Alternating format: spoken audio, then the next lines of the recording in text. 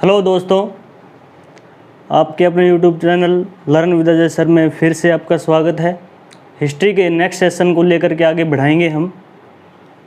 आइए ज़्यादा टाइम ख़राब ना करते हुए क्लास को आगे बढ़ाते हैं।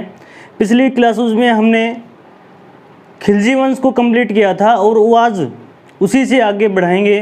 तुगलक वंश के बारे में पढ़ेंगे आज इस क्लास में। तो आइए स्टार्ट करते हैं तुगलक वंश से।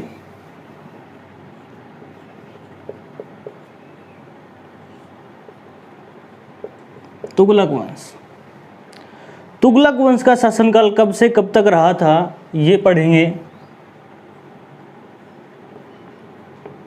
1320 से 1388 तक तुगलक वंश रहा। दिल्ली सल्तनत में सबसे अधिक शासन करने वाला या फिर दिल्ली सल्तनत पर सबसे अधिक दिनों तक शासन करने वाला वंश ही कौन सा था? तुगलक वंश था। अगर छोटे की बात करेंगे कि सबसे छोटा वंश जिसने दिल्ली सल्तनत पर शासन किया तो वो कौन सा था? खिलजी वंश, जिसके बारे में हम पिछली वीडियो में पढ़ चुके हैं। अगर किसी ने नहीं देखी है पिछली क्लास तो पहले उस क्लास को देखें, उसके बाद इस क्लास पे आएँ। ठीक है, तो सबसे छोटा शासनकाल की पूछे तो खिलजी वंश, अगर सबसे बड़े की पूछेंगे तो तुगलक वंश। ठीक है, तुगलक वंश की बात करें, तुगलक वंश के संस्थापक कौन थे?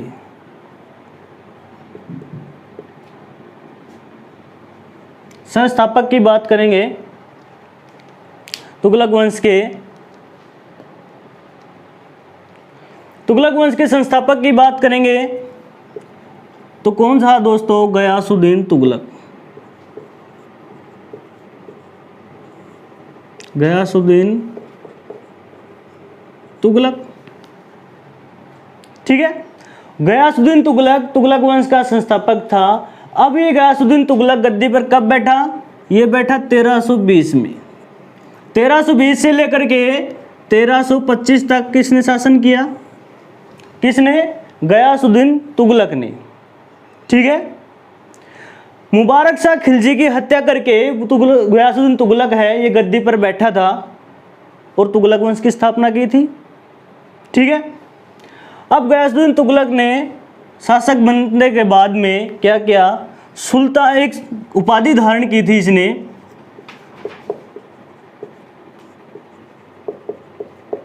उपाधि धारण की किसकी? गाजी की।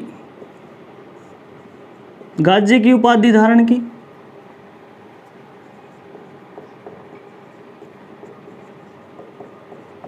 ठीक है, गाजी की उपाधि धारण की किसने? गयासुद्दीन तुगलक ने। ठीक है, मंगोलों का जब आक्रमण हुआ था, जब गयासुद्दीन तुगलक शासन कर रहा था दिल्ली पर उस समय, तो मंगोलों को पराजित करने के बाद ही गाजी की उपाधि धारण की थी किसने? गयासुद्दीन तुगलक ने। ठीक है, अब गयासुद्दीन तुगलक ने गाजी की उपाधि धारण की और क्या किया था? गयासुद्दीन तुगलक ने एक शहर बसाया। ठीक है, एक शहर बसाया था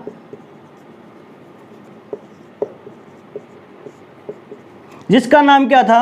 तुगलकाबाद।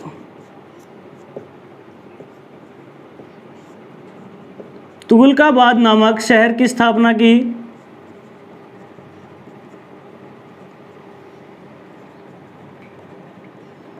किसने? गयासुद्दीन तुगलक ने। इस तुगलकाबाद नामक शहर में ही इसने एक किला बनवाया दोस्तों। उस किले का नाम क्या था? 56 कोट का किला। 56 कोट का किला। ठीक है, ये 56 कोट का किला भी किसने बनवाया था? गयासुद्दीन तुगलक ने। गयासुद्दीन तुगलक दोस्तों एक बहुत ही उदारवादी नीति का व्यक्ति था, बहुत ही उदारवादी। लेकिन हम बात करें किसकी? अलाउद्दीन खिलजी की। अलाउद्दीन खिलजी है, वो खिलजी डायनेस्टी में हमने पढ़ा था, वो बहुत ही कठोर शासक था। लेकिन उसके बाद में जैसे ही गयासुद्दीन तुगलक आया, वो एक उदारवादी नीति का व्यक्ति था। ठीक है, तो इस नीति को, गयासुद्दीन तुगलक की उदारवादी नीति को ही इतिहासकारों ने एक नाम दिया दोस्तों, रस्म-ए-मियानी नीति। ठीक है, क्या नाम दिया था? उदारवादी नीति अपनाई,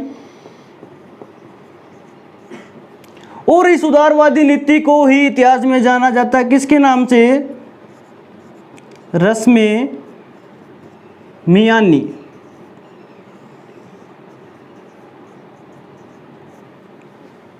ठीक है, अगर एग्जाम में क्वेश्चन आता है, एक दो बार पूछा भी गया है, उसमें ये नहीं बोलता कि उदारवादी नीति किसने अपनाई थी, वो बोलता है दिल्ली सल्तनत में रस्मे-मियानी नीति किसने अपनाई थी। तो वो आता है किसने? तुगलक वंश का एक शासक, कौन? गयासुद्दीन तुगलक ने। ठीक है, और बात करें रस्मे में, और उसके बाद बात करें गयासुद्दीन तुगलक ने जो जमीन, किसानों की जो भूमि थी, जो गयासुद्दीन तुगलक ने हड़पी थी या उस पर कब्जा किया था, उसको वापस लौटाया था किसने? गयासुद्दीन तुगलक ने। ठीक है, और जो कर वगैरह लगाए थे, जो बहुत ज़्यादा कर लगा दिए थे बाजार में, मार्केट में, किसने? अलाउद्दीन खिलजी ने। उन करों में बहुत ज़्यादा गिरावट यानी बहुत ज़्यादा कमी कर दी। जिस समय अलाउद्दीन खिलजी, ये समझो कि जो 50% टैक्स लेता था, उसका 50 को बहुत ज़्यादा कम करके 1/10 भाग लेने लगा। कौन? गयासुद्दीन तुगलक। करों में कम क्या की? कमी। किसने? गयासुद्दीन तुगलक ने करों में कमी की। ठीक है, और क्या किया? किसानों की भूमि वापस कर दी। किसानों की भूमि वापस की किसने? गयासुद्दीन तुगलक ने। इसीलिए इसे क्या बोला जाता है? उदारवादी नीति का प्रतीक। किसको? गयासुद्दीन तुगलक को। ठीक है, तो अभी देखो इसने क्या क्या क्या, एक किला बनवा दिया, कौन सा? 56 कोट का किला। एक शहर बसाया, तुगलकाबाद नामक शहर बसाया। ठीक है, और उस एक उदारवादी नीति अपनाई थी, और इस उदारवादी नीति को ही बोला जाता है रस्मे-मियानी नीति। और वे क्यों? क्योंकि इन्होंने देखो करों में कमी कर दी। ठीक है, और किसानों की भूमि वापस दे दी। जो भी किसानों की भूमि हड़प रखी थी खिलजी डायनेस्टी में, उसको वापस सौंप दिया किसानों को कि भाई ये आपकी भूमि है, ये आप वापस ले, इसके ऊपर हक आपका ही है, मुझे टैक्स चाहिए खाली, लेकिन इतना नहीं, बस इतना कि मेरा खर्चा चले। ठीक है, और क्या किया? गयासुद्दीन तुगलक को इसने क्या? सिंचाई के लिए नहरें बनवाई। ठीक है, सिंचाई के लिए नहरें।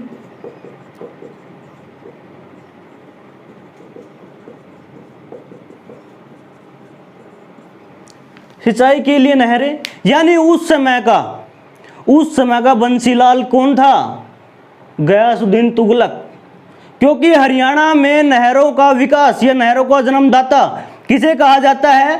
बंसीलाल को। चौधरी बंसीलाल को क्या कहा जाता है? नहरों का जन्मदाता कहा जाता है हरियाणा में। उसी प्रकार उस समय के बंसीलाल रहे होंगे कौन? गयासुद्दीन तुगलक। क्योंकि उस समय सबसे पहले हिंदुस्तान में सिंचाई के लिए नहरें बनवाई थी किसने? तो गयासुद्दीन तुगलक ने। ठीक है, तो उस समय का बंसीलाल समझो उसको, किसको? गयासुद्दीन तुगलक को। ठीक है, ये देखो, अगर इसका आपको स्क्रीनशॉट लेना है तो आप 1 मिनट ले सकते हैं, या अगर कोई नोट कर रहा है तो जल्दी से नोट करें इसको, फिर इसको आगे बढ़ाते हैं। और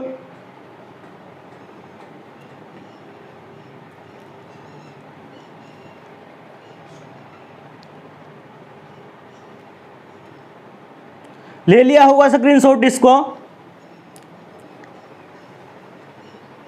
आगे चलते हैं।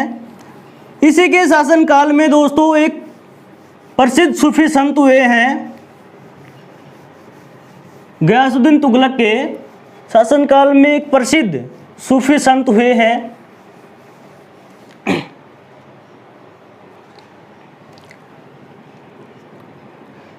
यानी गयासुद्दीन तुगलक के समकालीन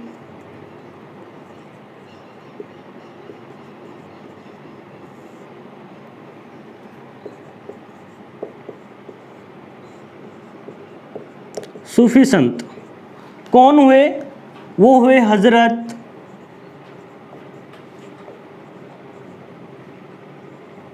निजामुद्दीन औलिया।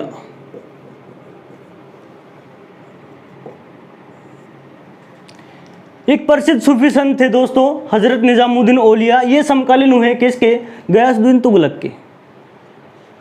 अब गयासुद्दीन तुगलक ने हजरत निजामुद्दीन औलिया को एक उपाधि दी। गयासुद्दीन तुगलक ने हजरत निजामुद्दीन औलिया को, जो एक क्या थे? सूफी संत थे, इसको एक उपाधि दी। एक उपाधि दी इनको, कौन सी? महबूब ए इलाही। महबूब ए इलाही की उपाधि किसने दी? तो गयासुद्दीन तुगलक ने। किसको? हजरत निजामुद्दीन औलिया को। लेकिन दोस्तों ये तो थी उपाधि कब दी थी? जैसे ही गयासुद्दीन तुगलक गद्दी पर बैठा था उसमें ही इसको उपाधि दे दी थी। लेकिन एक्चुअली बात क्या हुई? जैसे जैसे समय बीतता गया दोस्तों, हजरत निजामुद्दीन औलिया और गयासुद्दीन तुगलक के बीच में कुछ विवाद उत्पन्न हुआ। कुछ व्यक्तिगत विवाद और कुछ राजनीतिक विवाद। समय ऐसा आ गया कि एक दूसरे को देखना भी पसंद नहीं करते थे। कौन? हजरत निजामुद्दीन औलिया और गयासुद्दीन तुगलक। क्यों? क्योंकि देखो ये जो हजरत निजामुद्दीन औलिया थे, ये जनता में इतने प्रसिद्ध थे कि दिल्ली की जनता उस समय आंख मूंद करके हजरत निजामुद्दीन औलिया पर विश्वास कर लेती थी। इसने जो बोल दिया वो फाइनल था और किसी की भी नहीं सुनती थी। अगर मान लो किसी का आपसी झगड़ा हो जाता था तो वो न्याय लेने के लिए गयासुद्दीन तुगलक के पास नहीं, वो जाते थे किसके पास में? निजामुद्दीन औलिया के पास में। अगर ऐसा होगा तो बुरा तो लगेगा। मान के चलो, आज मान लो एक गांव में किसी का आपसी झगड़ा हो जाता है, किसी से आपसी मतभेद हो जाता है और वो रिपोर्ट लेकर के या फिर न्याय के लिए सरपंच के पास ना जा करके और एक किसी पंच के पास जाए, तो सरपंच को बुरा तो लगेगा कि भाई मैं उससे बड़ा हूँ, भाई गांव का रखवाला हूँ मैं, और वो लोग जनता है गांव की, वो मुझे कुछ मानते ही नहीं बल्कि उस पंच को, जो एक छोटा सा पंच है, उसको ही ज़्यादा वो इम्पोर्टेंस दे रही है। तो उसी प्रकार हुआ इसके साथ में। हजरत निजामुद्दीन औलिया को बहुत ज़्यादा सर्वोपरि मानते थे। किससे? गयासुद्दीन तुगलक से। यानी कुछ भी छोटी मोटी बात जो भी होती थी, आपसी झगड़ा होता था, तो सब कुछ जो लोग व्यक्ति थे जिनका आपसे झगड़ा होता था वो जाते थे किसके पास में? निजामुद्दीन औलिया के पास में, कीजिए हमारी ये समस्या है, इसका कुछ समाधान कीजिए। और ये बात पसंद नहीं थी किसको? गयासुद्दीन तुगलक को। गयासुद्दीन तुगलक को ये बात पसंद नहीं थी। उसने बोला कि भाई आप है ना दिल्ली छोड़ करके चले जाएं, आपके लिए अच्छा होगा। बोला भाई मैं क्यों जाऊं? बोला भाई ये आपके लिए अच्छा होगा, आप या तो दिल्ली छोड़ करके चले जाएं, वरना मैं भी कुछ कार्रवाई करूंगा आपके खिलाफ। तो ये तो थे कुछ व्यक्तिगत विवाद है उनके आपस में।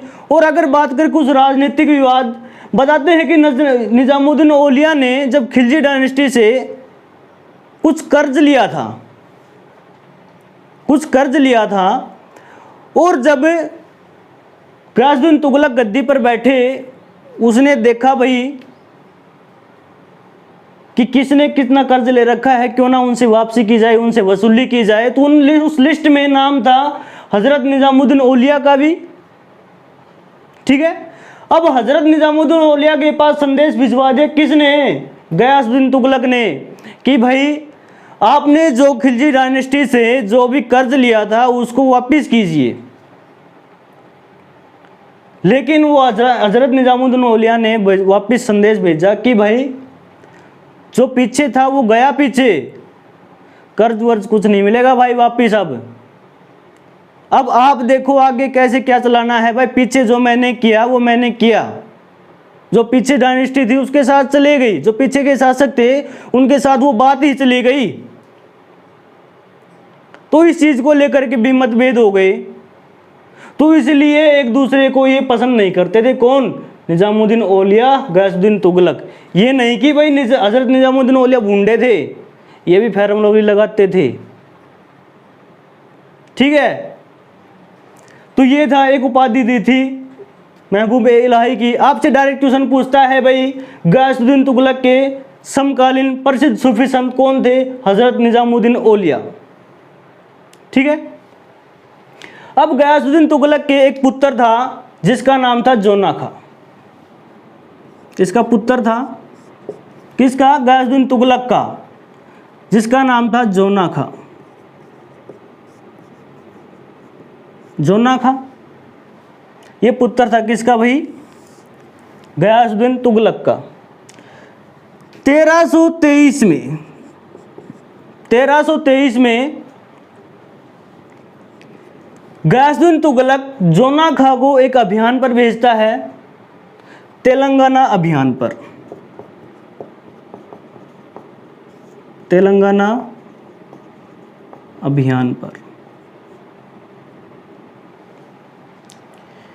अगर हम पीछे का इतिहास उठा करके देखें तो किसी भी वंश का शासन जैसे ही खत्म होता है तो बंगाल और तेलंगाना अपने आप को तुरंत स्वतंत्र घोषित कर देते थे। जो भी वहां पे इक़्तिदार होता था वो तुरंत अपने आप को स्वतंत्र घोषित कर देता था। बिल्कुल ऐसे ही हुआ, लेकिन 1323 में तेलंगाना के इक़्तिदार ने अपने आप को स्वतंत्र घोषित कर दिया और बगावत कर दी दिल्ली के खिलाफ। अब बगावत करी दिल्ली के खिलाफ तो गयासुद्दीन तुगलक ने अपने पुत्र जोना खां को भेजा तेलंगाना अभियान पर भी, जाओ वहां पर जो मामला है, जो विद्रोह कर रहे हैं उनको दबा के आओ। ठीक है, और तेलंगाना को फिर से दिल्ली सल्तनत में मिलाया। किसने?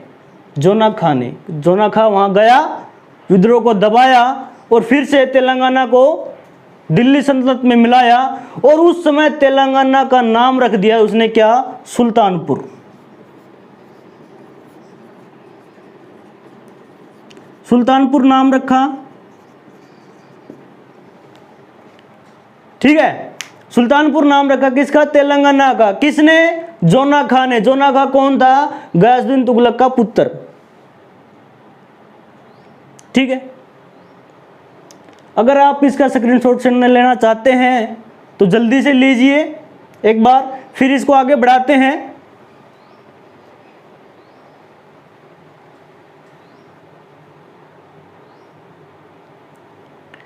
ले लिया होगा? चलो इसको और आगे बढ़ाते हैं अभी।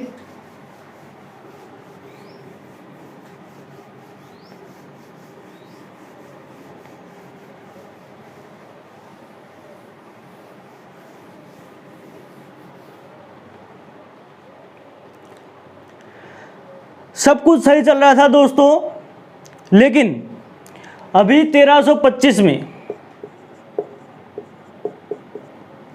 1325 में बंगाल में बुगारा खां नाम का एक इक़्तिदार शासन कर रहा था।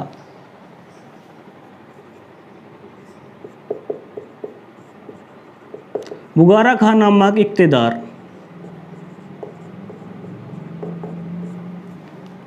था कहां पर? बंगाल में। अब 1325 में बुगारा खां ने क्या किया? विद्रोह कर दिया दिल्ली के खिलाफ और अपने आप को स्वतंत्र घोषित कर दिया। ठीक है, अब इस बुगारा खां से निपटने के लिए बोला भाई तुझसे तो मिलने मैं ही आऊंगा। कौन? गयासुद्दीन तुगलक। 1325 में दिल्ली से चलता है बंगाल के लिए बुगारा खां से, यानी ये समझो बुगारा खां जो विद्रोह हुआ उसको दबाने के लिए, बुगारा खां ने जो विद्रोह किया था उसको दबाने के लिए दिल्ली से चला गयासुद्दीन तुगलक अपनी सेना को लेकर के।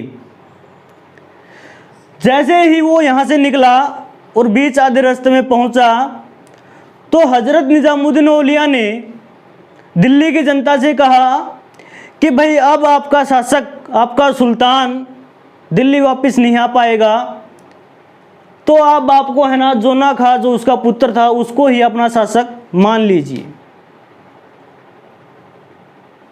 बोला अब है गयासुद्दीन तुगलक वापस नहीं आ पाएगा, दिल्ली नहीं पहुंच पाएगा, अब आप अपना शासक किसे माने? जोना खा को मान लीजिए, जो किसका पुत्र था? गयासुद्दीन तुगलक का। लेकिन जैसे ही ये बात पता चली किसको? गयासुद्दीन तुगलक को, कि भाई हजरत निजामुद्दीन औलिया ने आपके पीछे से उसके पुत्र यानी जोना खा को ही क्या सुल्तान घोषित करवा दिया, तो गयासुद्दीन तुगलक ने उसके पास एक संदेशवाहक भेजा, और वो संदेशवाहक कौन था? अमीर खुसरो।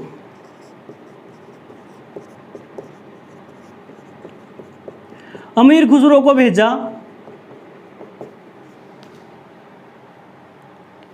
अमीर खुसरो देखो कवि था किसका?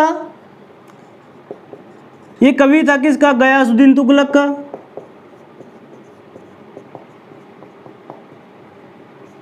ठीक है, लेकिन ये शिष्य था किसका? हजरत निजामुद्दीन औलिया का। ये शिष्य था किसका? निजामुद्दीन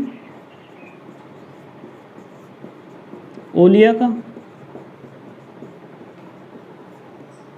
निजामुद्दीन औलिया क्या था? शिष्य था। अब ये द्विधा में पड़ गया भाई कि भाई ये संदेश मैं लेकर के कैसे जाऊं, क्योंकि गयासुद्दीन तुगलक ने बोला था अमीर खुसरो को आप मेरा संदेश लेकर के जाएं, और निजामुद्दीन औलिया को बोल दे कि भाई जब तक गयासुद्दीन तुगलक दिल्ली पहुंचे वापिस, जब तक आप दिल्ली छोड़ करके कहीं चले जाएं वो आपके लिए अच्छा होगा। तो अब ये अमीर खुसरो दुविधा में पड़ गया कि भाई मैं अपने गुरु को कैसे ये बात बोलूं कि भाई आप दिल्ली छोड़ करके चले जाएं। लेकिन ये कर्तव्य भी किसका था? इसका ही, क्योंकि ऑर्डर या फिर हुक्म किसने दिया था? गयासुद्दीन तुगलक ने, जो इसका क्या था? सुल्तान, इसका शासक था, इसका राजा था। जैसे ये इसके पास पहुंचा निजामुद्दीन औलिया के पास, इसने बताया कि भाई ऐसे ऐसे शासक जो सुल्तान है उसने संदेश भेजा आपके लिए कि भाई जब तक वो दिल्ली पहुंचे उससे पहले आप दिल्ली छोड़ करके चले जाएं, ये आपके लिए अच्छा होगा। तो निजामुद्दीन औलिया ने भी वापिस अमीर खुसरो को बोले भाई रुको, आपके शासक के पास, आपके सुल्तान के लिए भी तो संदेश लेकर के जाएं। उनको बोलना कि शासक सुल्तान महाराज कुछ भी, अभी दिल्ली दूर है, दिल्ली दूरस्थ, यानी दिल्ली अभी दूर है, दिल्ली अभी दूर है, दिल्ली दूर है। अब क्वेश्चन पूछता है दोस्तों, दिल्ली दूर है शब्द किसने किसके लिए बोले? तो हजरत निजामुद्दीन औलिया ने गयासुद्दीन तुगलक के लिए बोले कि भाई दिल्ली अभी क्या है? दूर है, पहले आप दिल्ली पहुंचो तो सही, मुझे मेरे साथ जो भी करना है, हजरत निजामुद्दीन औलिया ने बोला कि मेरे साथ जो भी कुछ करना है आपको वो तो बाद में करना, पहले आप दिल्ली पहुंचो। तो इसलिए अगर आपसे क्वेश्चन पूछ लिया जाए हजरत निजामुद्दीन औलिया ने दिल्ली अभी दूर है, वाक्य या फिर शब्द ये किसके लिए बोले? तो गयासुद्दीन तुगलक के। और ये बात सच्ची हुई वो दोस्तों, ये बात सच साबित हुई। गयासुद्दीन तुगलक दिल्ली पहुंच ही नहीं पाया। कैसे? देखो, जैसे ही ये बंगाल से चला विद्रोह को दबा करके, तो इसके स्वागत के लिए जो तुगलकाबाद, दिल्ली से बाहर एक शहर बसाया था इसने, वहाँ पर एक लकड़ी का महल बनाया गया। तुगलकाबाद में लकड़ी का एक महल बनाया गया। जैसे ये वहाँ पर पहुँचा, इसके स्वागत से ये खुश हुआ बड़ा कि भाई मेरे स्वागत में, मेरी जीत की खुशी में महल बनाया गया है। तो इसको बोला कि भाई महाराज आप एक बार अंदर जाएं और अंदर विश्राम करके हमें बताएं कि ये महल कैसा है।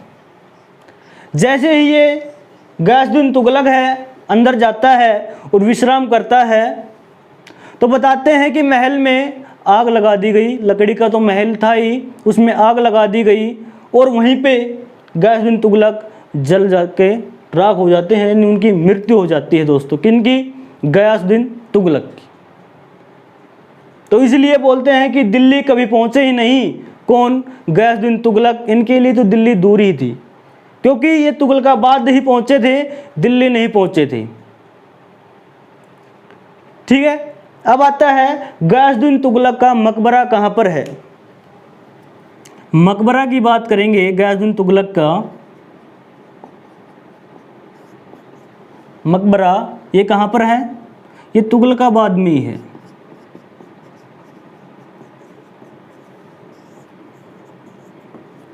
किसका मकबरा? गयासुद्दीन तुगलक का। ठीक है, तो 1325 में ही मृत्यु हो जाती है किसकी? गयासुद्दीन तुगलक की। और इसका मकबरा भी कहाँ बनता है? तुगलकाबाद में। ठीक है, इसकी मृत्यु के बाद में इसका पुत्र कौन? जोना खां गद्दी पर बैठता है। और किस नाम से बैठता है? मोहम्मद बिन तुगलक। मोहम्मद बिन तुगलक के नाम से गद्दी पर बैठता है कौन? जोना खां। कब? 1325 में।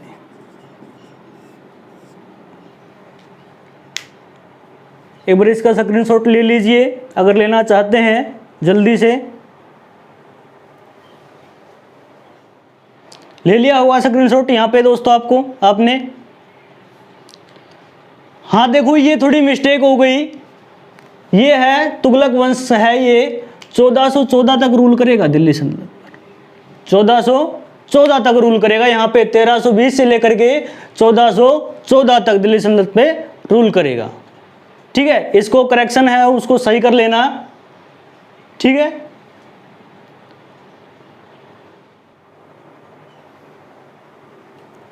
ले लिया होगा इसका स्क्रीनशॉट। आज की क्लास में दोस्तों हम यहीं तक रखेंगे। अगली क्लास में जैसी आएगी उसमें हम जोना खां यानी मोहम्मद बिन तुगलक के बारे में पढ़ेंगे। ठीक है, और बहुत ही जल्द आपके लिए एमसी क्वेश्चन, जो प्रीवियस ईयर क्वेश्चन जो पीछे एग्जामों में पूछे गए हैं बार बार एसएससी एचएसएससी में, वो बहुत ही जल्द आपके लिए लेके आएंगे। थोड़ा धैर्य बनाए रखें, सपोर्ट करें। अगर आपको क्लास अच्छी लगी तो इसको लाइक कमेंट ज़रूर करें, या फिर आप कोई सजेशन देना चाहते हैं तो वो भी दे सकते हैं। तो आज की क्लास को यहीं तक रखेंगे। अगली क्लास में हम पढ़ेंगे मोहम्मद बिन तुगलक के बारे में। जब तक के लिए घर रहें, सुरक्षित रहें, बिना वजह बाजार में ना घूमें, इधर उधर ना घूमें। Okay, bye, good night.